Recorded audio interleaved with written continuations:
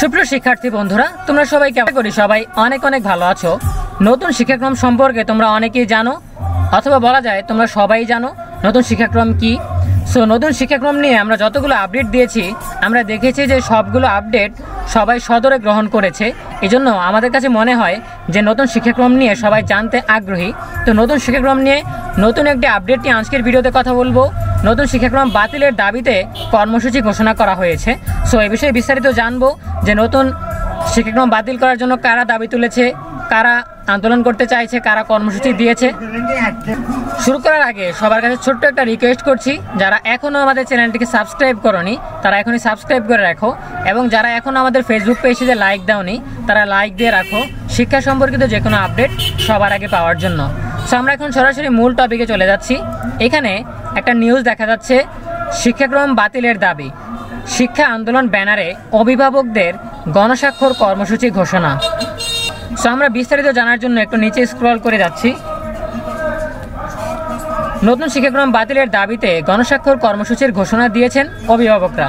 আগামী সোমবার অর্থাৎ 25 সেপ্টেম্বর থেকে রাজধানীর বিভিন্ন শিক্ষা প্রতিষ্ঠানে পড়ুয়া শিক্ষার্থীর অভিভাবকদের মতামত নিয়ে এই গণস্বাক্ষর করবেন তারা।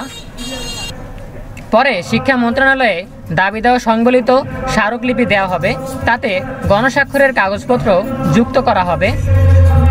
শনিবার শহীদ সোহরাওয়ার্দী উদ্যানে অভিভাবকরা দ্বিতীয় দিনের মতো বৈঠক করেন। এতে 40 থেকে 50 জন অভিভাবক অংশ নেন। বৈঠক থেকে সিদ্ধান্ত নেওয়া হয়, সেখান থেকে শিক্ষাক্রম বাতিলের দাবিতে নতুন প্ল্যাটফর্মও দাঁড় করানো হয়েছে। এর নাম দেওয়া হয়েছে শিক্ষা আন্দোলন 2023। বৈঠকে অংশ নেওয়া অভিভাবক তাহেরা আক্তার রূপা জাগো নিউজকে বলেন, প্রথম পদক্ষেপ হিসেবে আমরা অভিভাবকদের স্বাক্ষর সংগ্রহ করব। যারা আমাদের দাবির সঙ্গে একমত এমন অভিভাবকদের স্বাক্ষর নেওয়া হবে। এই স্বাক্ষরের কপি সহ পরে শিক্ষা মন্ত্রণালয়ে স্মারকলিপি জমা দেওয়া হবে। মার্জানা আক্তার নামে আরেকজন অভিভাবক জানান, আজকের বৈঠক থেকে একটি প্যানেল গঠন করা হয়েছে। এই প্যানেল রবিবার অর্থাৎ আগামীকাল 24 সেপ্টেম্বর একটি গোলটেবিল বৈঠক করবে। সেখান থেকে বিস্তারিত প্রস্তুতি নিয়ে গণস্বাক্ষর কর্মসূচি করা হবে। এদিকে শিক্ষা আন্দোলন 2023 নামে গঠিত প্যানেলে আহ্বায়কদের দায়িত্ব পেয়েছেন বিকারুন্নেসা নূন স্কুল অ্যান্ড কলেজের মূল শাখার এক শিক্ষার্থীর অভিভাবক শেখ সাইফুর রহমান। জাতীয় শিক্ষাক্রম ও পাঠ্যপুস্তক বোর্ড এনসিটিবি সূত্র জানায়, চলতি বছর প্রথম, ষষ্ঠ ও সপ্তম শ্রেণীতে চালু হয়েছে নতুন শিক্ষাক্রম। 2024 সালে দ্বিতীয়, তৃতীয়, অষ্টম ও নবম শ্রেণীতে নতুন শিক্ষাক্রম অনুযায়ী পাঠদান করানো হবে।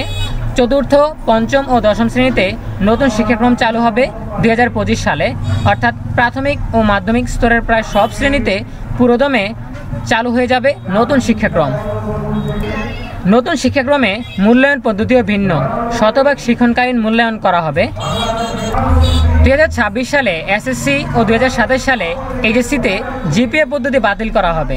মূল্যায়ন হবে চিহ্নভিত্তিক, থাকবে না কোনো পরীক্ষাও। এ নিয়ে অভিভাবকরা শঙ্কিত, তারা পরীক্ষাবিহীন শিক্ষা ব্যবস্থায় আস্থা রাখতে পারছেন না। এজন্য নতুন শিক্ষাক্রম বাতিলের দাবিতে আন্দোলনে নেমেছেন। শিক্ষা আন্দোলনের কমিটি আহ্বায়ক শেখ সাইফুর রহমান, যুগ্ম আহ্বায়ক তাহেরা আক্তার রূপা, সদস্য সচিব অলোক রায়, যুগ্ম সদস্য সচিব আমিরুল ইসলাম, অর্থ সম্পাদক মারজান আক্তার, সহ অর্থ সম্পাদক জান্নাতুল ফেরদাউস। এছাড়া সদস্য হিসেবে রয়েছেন ফাহমিদা পারভিন, শাহাদাত হোসেন, সাইদা সুলতানা, পাপড়ি সুলতানা ও লিপি হোসেন। প্রিয় শিক্ষার্থীরা, এই ছিল আমাদের এখনকার আপডেট। নতুন শিক্ষাক্রম বাতিলের দাবিতে গণস্বাক্ষর কর্মসূচি ঘোষণা করেছে অভিভাবকরা। এ বিষয়ে সকলের মতামত জানতে চাই। সকলের মূল্যবান মতামত জানাতে হবে কমেন্টে। আমরা অবশ্যই প্রত্যেকটা কমেন্ট পড়ব এবং কমেন্টে রিপ্লাই দেওয়ার চেষ্টা করব।